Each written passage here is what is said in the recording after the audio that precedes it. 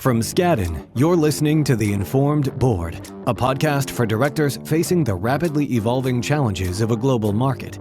A complement to our newsletter for directors, our aim with this podcast is to help flag potential problems that may not be fully appreciated, explain trends, share our observations, and give directors practical guidance without a lot of legal jargon. Join Skadden partners who draw on years of frontline experience inside boardrooms to explore the complex issues facing directors today. What makes a board effective? We talk a lot about the importance of board composition, but how focused are investors on boardroom practices, dynamics, and culture? Do investors want greater insight into what goes on in the boardroom? I'm Beth Stebbins, a partner in the M&A group at Skadden. I'm joined today by two fabulous guests who will be sharing their insights on board effectiveness gained from years of experience in the corporate governance arena. Allie Rutherford is a partner at PJT Camberview and advises clients on all aspects of governance and engagement.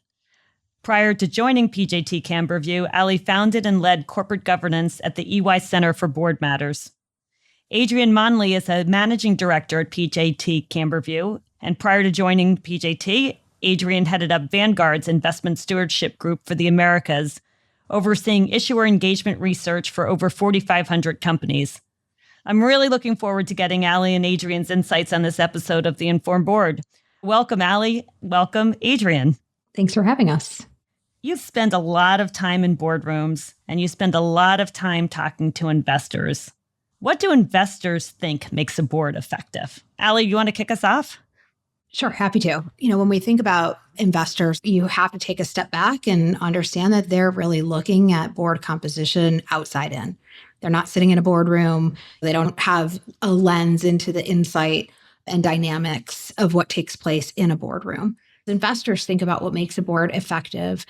High level, it's a board that evolves with the trends. It's a board that discloses its composition in a way that conveys how the skill sets and the experiences of particular directors and directors in combination in a comprehensive way meet the business and strategy needs of the particular company and the particular industry.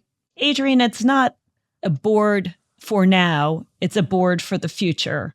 How do you advise boards when they're thinking about matching the skill set of their board members with the strategies of the company?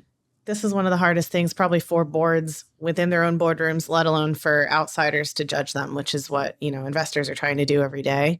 This also comes down to having not just the right people with the right skills and experiences that align with the company's narrative publicly.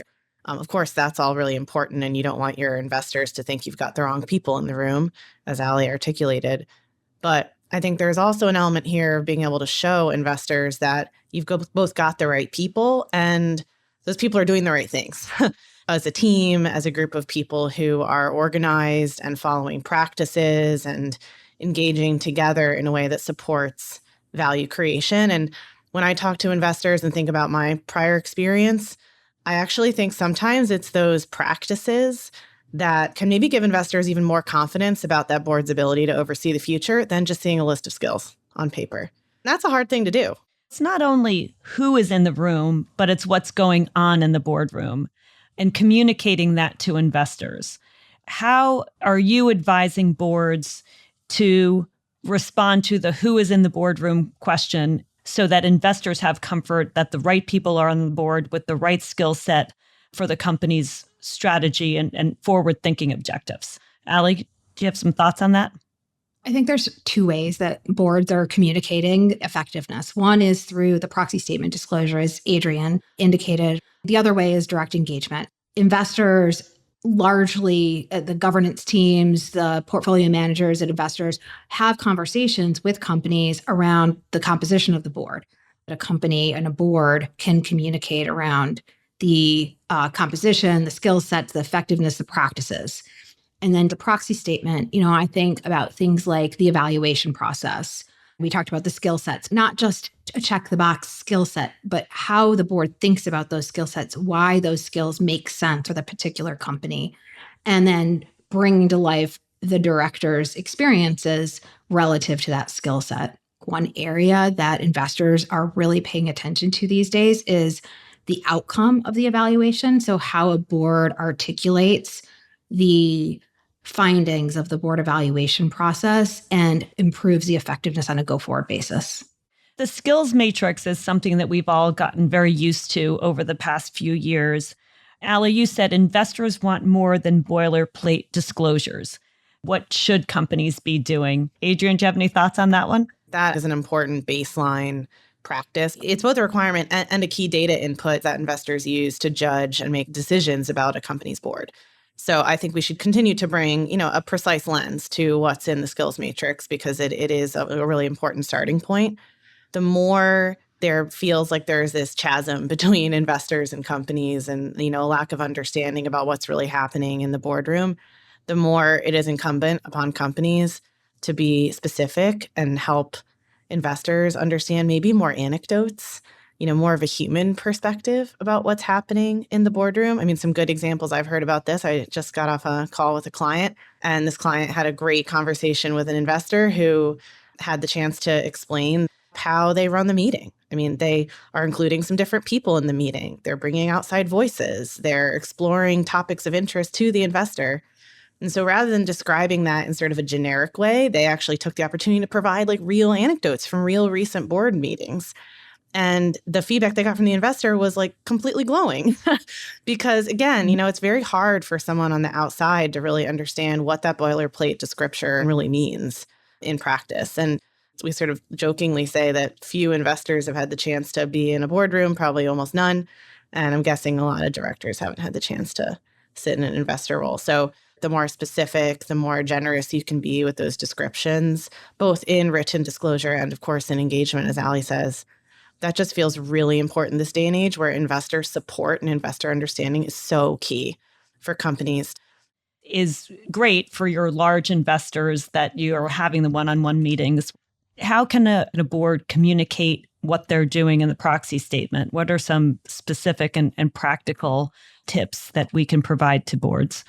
I'll start with the basics. Just to back up for a minute is around the skill sets and the matrix, if you will. I mean, I think there are two things here. One is a thoughtful process around those skills and ensure there's appropriate balance. Not everybody has to have every skill. Certainly from an investor perspective, that is not the expectation or the desire. It's really to understand how all of those come together. The other area that I would note that investors are focused on is bringing in someone with a specific skill to bridge a gap, but it's not necessarily the answer. And you can supplement that, boards can supplement that by bringing in outside expertise and then using the proxy statement to disclose how that builds on skill sets that may not be as deep in the boardroom and they're not needed on an ongoing basis, but they're needed at different times. Investors might say, why don't you have someone with this skill on your board? You're getting ahead of it by including in your disclosure how you're backfilling for not having that skill and how that's working, or you're looking for someone who has that skill set. Exactly, right. Thinking about how, you said future-proofing the board, looking ahead. So how does the board think about that? Maybe that's outside expert for some period of time, and maybe the board determines that's a skill that actually would be value add. Or maybe it decides, it doesn't need that, but really thinking about the composition of the board, the skill sets, the experiences as an evolution and alignment to the strategy. And then I'll just, to answer your question, take that to the proxy statement disclosure. I think there's the straightforward skills matrix. Maybe it's just an aggregate summary of the skills and those, checkboxes. Some companies take that further and they provide a description of what that skill is and what that means to the particular company, like why the board has determined that that's important. Some of them are going to be more specific to the company. Maybe that's digital, maybe it's marketing. So providing that perspective that the board has put thought into this and really articulating why it makes sense for the company. I'll hand it over to Adrienne to provide some color on some of the ways that companies have kind of brought to life some of those skill sets with their particular directors. One of the things we've seen over the last couple of years is a little bit more creativity in the proxy statement. The proxy statement was not always the communication tool that it is now, right? I mean, I think a lot of people still think of it as a really critical regulatory and legal document, which it of course is. But to your point, Ann Beth, there are a lot of consumers of the proxy statement, including investors, big and small, proxy advisors, the media, others. And so you really want to be thoughtful about what's in there. Not everyone's going to get the color commentary that comes from an engagement discussion. So the proxy statement has an opportunity. That is why we have seen some companies get a lot more comfortable trying new things. So a couple of examples of this, both having, a clear set of skills and experiences that exist on the board, descriptions of why those skills matter for this company. And then even maybe having more director-specific explanations of that skill. So this director brings this skill through this particular experience that they have in their career, and they're able to bring that perspective to the boardroom in XYZ ways. So I'm even finding bios be one area, being a little bit more illustrative and descriptive, again, to help investors really understand not just what skills the board has, but who has them, how they're coming through, and what the value is. Another idea we've seen come through, we partnered with a client on, was actually incorporating quotes from real directors on different practices and standout experiences they had over the course of the year on that board. And that was just a way to try and bring to life, through the eyes of each director, what was happening on the board, what was exciting about it, and why they felt that really contributed to high quality governance. The feedback that this company got on these types of enhancements was really strong. And again, I just think is a really creative, exciting way to use a key regulatory legal disclosure as a way to both be compelling and be descriptive, because of how important this sort of category of discussion has really become with investors. We've seen in other arenas that disclosure promotes good behavior.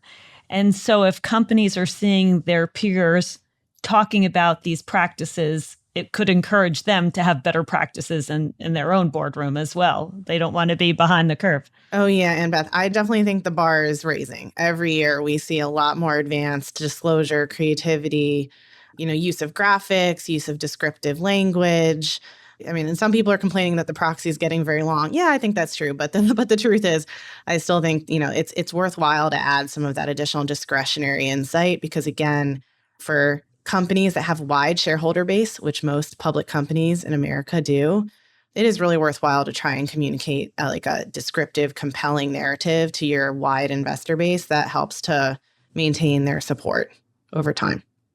Allie, what are some of the more creative things that boards are doing to increase their touch points with management, outside investors, consultants, anything they can do to increase their effectiveness in more creative ways? I'm not sure if these are new or innovative approaches, just transparency around what boards have been doing. So some examples of this, we talked about bringing in outside experts, providing some disclosure or transparency around those topics, and not necessarily who's coming into the boardroom, but what's discussed and any changes coming out of that. Some of the process-oriented change, and maybe that's the frequency or the way content is delivered, the timing of content, process improvements that the board can put in place, site visits, engagement with employees. One of the topics that investors are quite focused on is the measure of culture. And the way that boards can have access to that is direct engagement with employees. So again, not to say that hasn't been happening, but providing transparency around that, maybe that's using the proxy statement, maybe that's using an impact report, but just a little bit more color that give investors that bigger picture into the boardroom. And how are CEOs and other C-suite members reacting to this broader scope of board engagement? I certainly think that between boards and CEOs, they would themselves probably acknowledge there is and there should be some healthy level of tension between those roles. Without some amount of independence and tension, you're probably not going to get the value from that independent oversight that you want and need, right? There's a reason that investors really want independence in the board, and they want the board to challenge management. CEOs are maybe feeling some of that potentially investor-led pressure on boards that is forcing boards to both, yes, disclose more, but also maybe to spend their time in some other ways, right? Because as Allie alluded, there's just a wide number of topics that investors want boards to be focused on, whether it's AI, the people and the humans, potential strategic implications, geographies, operations, supply chain. Every single topic that is relevant to a company and that company building and creating value is under the purview of the board. And I think more and more We have seen boards just feel like there is a tremendous amount on their plates. Board meetings are getting longer. Board members are busier. Boards are very interested in all of this whole range of topics and issues. Hard to say how materially different that is from the past, but the fact that boards think a little bit more accountable to describe these practices to the outside most certainly ensures that the practices are happening. The feedback we hear from CEOs is they're certainly feeling that it's happening. That probably would be good news to any of the investors listening to this podcast. Talk about board leadership and how important it is to have strong board leadership in addition to the CEO in the boardroom. Based on my experience in sitting in boardrooms, we're not going to say that there's a perfect model for independent board leadership, but having independent board leadership is important for some of the things that we talked through today, right? That board evaluation process is typically undertaken by that independent leader, whether that's lead independent director or an independent chair, or maybe it's the chair of the nom-gov committee. Someone in that role can undertake that exercise, that trusted board member that can openly share, and process improvements can come from that process. That's obviously just one example of where an independent board leader is sort of critical to the evolving function of the board. What's most important around that is the dynamics between that individual, the CEO, the other board members. And again, using what Adrienne said, that healthy tension is really critical to an effective board. We've talked about the board self-assessment process. Adrienne, what are best practices that you've seen in board self-assessment? When does it work best, and how is the information garnered from those self-assessments most useful? There are certainly practices I think investors get excited to view and hear about, and then there are practices that investors are maybe not as thrilled by anymore because they're sort of practices of old. 5-10 years ago, I think it was very common for a self-assessment to be more, again, we'll use the term boilerplate, right? Sort of a quick self-assessment, maybe a handful of questions or a grading scheme that was sort of passed around the boardroom in writing. Everyone would fill out, a little questionnaire. Someone would tally it up. There'd be a quick discussion about it, and then we'd sort of move on. And then we would state in our proxy statement that we have an annual self-assessment. And I think what's happened over time is that investors see that type of very short description that feels perfunctory. Well, it's a process that's perfunctory, so it's described as perfunctory. Yeah, so I think the disclosure was very accurate. That's what was happening at some companies. Now we have boardrooms full of people with really robust dynamic experience. They are tackling and overseeing a wide range of very complex issues. And investor expectations have evolved to a point where investors want that board to be doing things that help improve the efficacy and the functioning of that board as a team, as a group of people who are trying to accomplish some very difficult aims together. As a result, today, more self-assessments include things like, independent interviews and discussions, maybe with one of the board leaders Allie described. In addition to some kind of very thoughtful questionnaire, maybe there are more sort of focus group type discussions where subsets of the board, including maybe committees, are reflecting on their own efficacy and the results of that work. And piecing all these different pieces together, maybe it's not the same process every year, but every couple of years, they're really getting a very 360-degree view of themselves and their own impact. And as Allie described earlier, I totally agree with this. They're actually implementing stuff, real improvements from that process that they can then articulate back to investors. It sort of proves that the outcomes of the process are healthy and are reaching sort of a place of positive intent with investors. That very comprehensive assessment every couple of years by an outside party, and in between run by the independent leader of the board or, someone in a committee leadership role that has the ability to take in that feedback, that has the confidence of the board members for open sharing, and has the ability, as you said, to really put in place improvements that the board can feel, improve effectiveness. Yeah. And, Allie, that point about feedback, when I've heard narrative or, anecdote from companies about what feels like a really effective process, it's not even just a process that facilitates gathering feedback, but also delivering feedback, about individual committees, about individual directors, in ways that all of those pieces of the board can actually maybe function and contribute better. Continuing with your earlier theme, Adrienne, and then communicating the feedback that came out of the assessment and how that feedback was used to implement change that made the board more effective. I would just add, all boards are a little different. The individuals that comprise the board make them operate and function and communicate differently. And that means, when people ask that question of how should we do our evaluation, you have to tailor that approach to the particular board. Nothing is going to be perfect for every board, and it's not a one size fits all, just like the board composition question is not a one size fits all.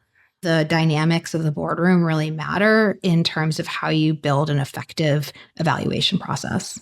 To that point, Allie, because all boards are unique, it's helpful when they take the steps to convey those unique factors back to their investors. I really feel like that is a virtuous cycle it is worth investing in. And then they get feedback from investors. Exactly. If they don't have it right? Yeah, or if investors if there's some kind of gap in understanding, right? Sometimes that's feedback in and of itself that investors just want to know and learn more. Building on something you said earlier, most investors have never been in a boardroom, and most board members have never been investors. And there's an understanding gap. How can this be addressed and the virtuous cycle of communication be used to a board's advantage? That's the nut we're trying to crack, at least with our clients every day. Every company's got a different set of opportunities and challenges. Really thoughtful, investor-friendly disclosure is one really important piece of the puzzle. And I think I would add to that it's not just disclosure, it's just sort of communication from and about the board more broadly, which of course includes engagement and direct discussions with your top investors whose, votes and views on matters can be very outcome determinative for a lot of companies. With a goal to getting to a shared understanding of what's going on in the boardroom and ultimately the impact showing up in the bottom line. Companies want to have these conversations with investors in good moments.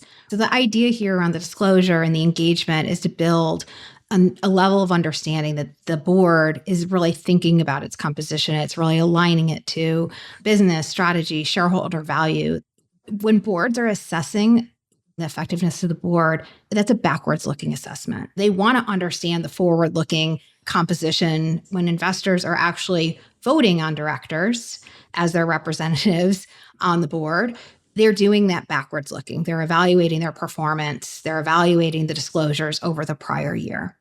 Disclosure matters in those moments, but it really matters in the more critical, complex vote matters where, maybe you're in a situation where your director, you've got a, activist that's nominating other candidates, and you're then in a position to kind of look back and say, all of that work we just did, all of that disclosure, all of that engagement was really worth it because our investors understand how we think about the composition of our board. Yeah, and the investors coming with you on the journey as they get to know your board and they get to know that board's practice pays off when the investor is making bets about the future of the company. Yes, they're sort of often reflecting some sentiment about the board's backward-looking practices, but they are doing so with the sort of hope or expectation that the people, especially in a universal proxy environment, right, Ann Beth, they're doing so with the expectation that those individuals are the right people to oversee the company through what it's going to go through. And to lead the company into the future. So Allie and Adrienne, this has been a great discussion. Thanks so much for joining me today on the Informed Board. And I hope to catch up with you governance gals again in the boardroom. Looking forward to it. Thank you for joining us for today's episode of the Informed Board.